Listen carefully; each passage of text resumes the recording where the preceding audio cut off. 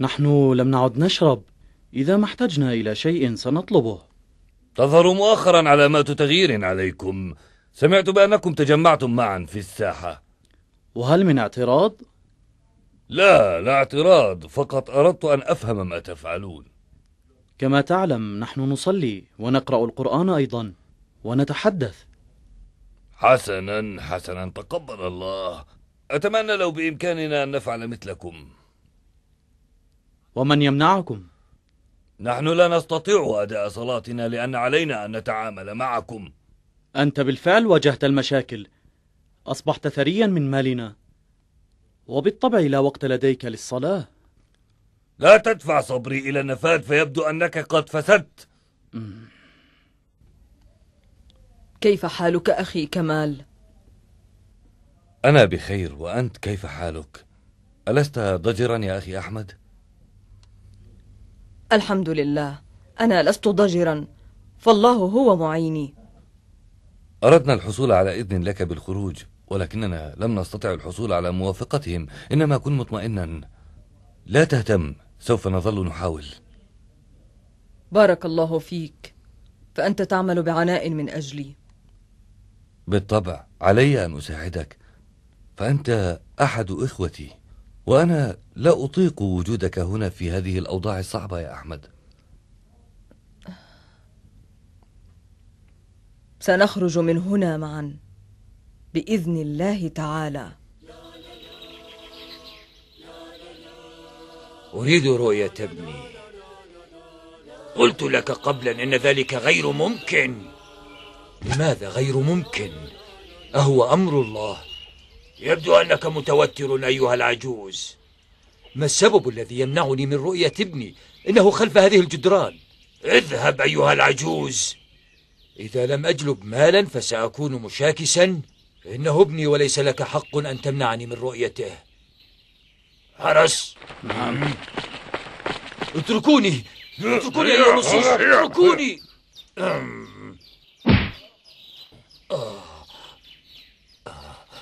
هذا يجعلك عاقلا.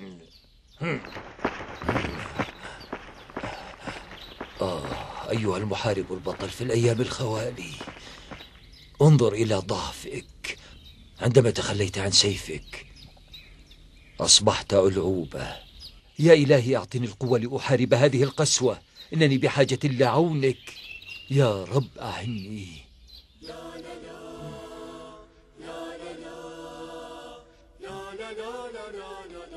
لقد خرجوا عن السيطرة.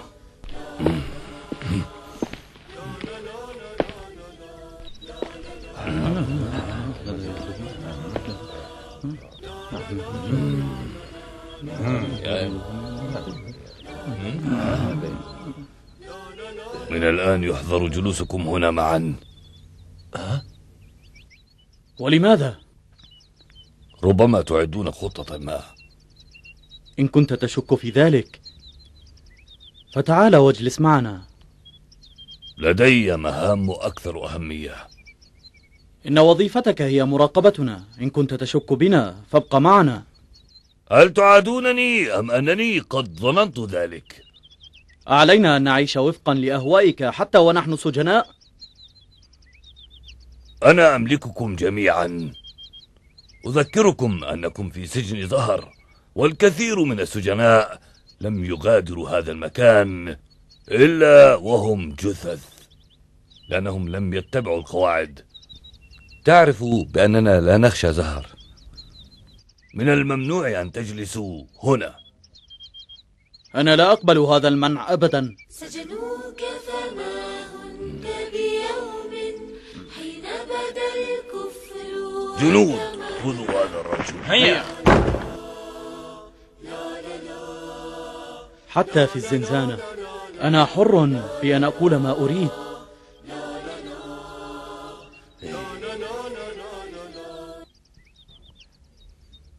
ولدي أحمد في ذاك السجن، ولكنني عاجز عن فعل شيء. ماذا أقول لأمه؟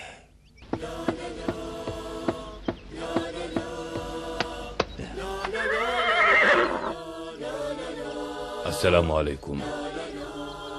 وعليكم السلام. ماذا حل بك؟ هل أنت مصاب؟ غير مهم، لم أعرفك، أنت لست من هنا. فعلا رحلتي طويلة. تبدو قلقا أيها العجوز، ماذا أصابك؟ قل لي. قصتي كرحلتك طويلة جدا. احكي لي، فربما أعانك الله بشخص لا تعرفه. لا أريد أن أثقل عليك، أنت لا تعرف هذا المكان، له وضع خاص. أريد الاستماع، أخبرني.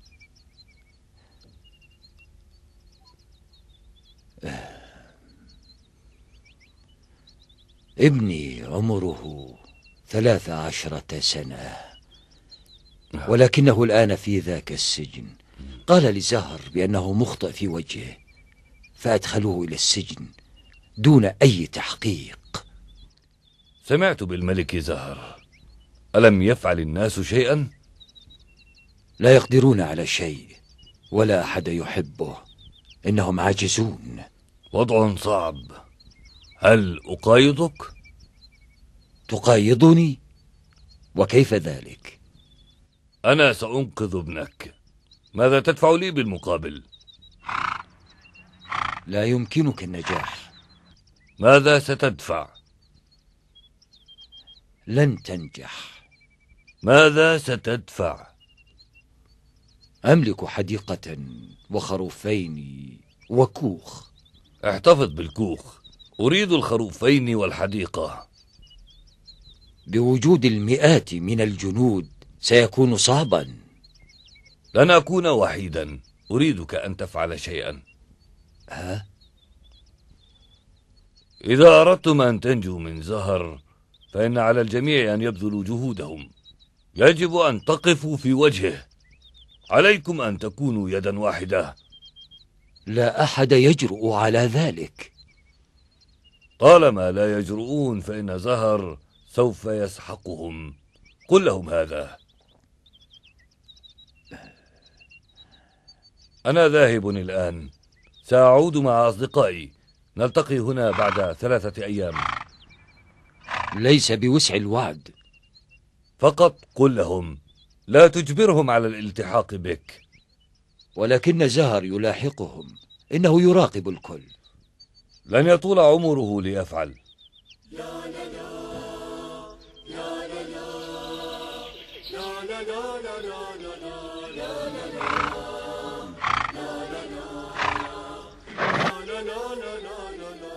ولكن يا عم، هل تثق به؟ ربما سخر منك. لا أعتقد، يعول عليه. فلننتظر، سنعود إن لم يأتي. آمل أن يأتي، وإلا لا نستطيع شيئا. أعلم ذلك، ولكن أعتقد أن الرجل لديه شيء. لا نستطيع البقاء هنا بعد إنقاذ أحمد. ما من حل آخر. ولا فائدة من بقائنا هنا، لقد سمم زهر حياتنا. قد نجد الأمان في أماكن أخرى. إن شاء الله. هل أولئك هم من ننتظر؟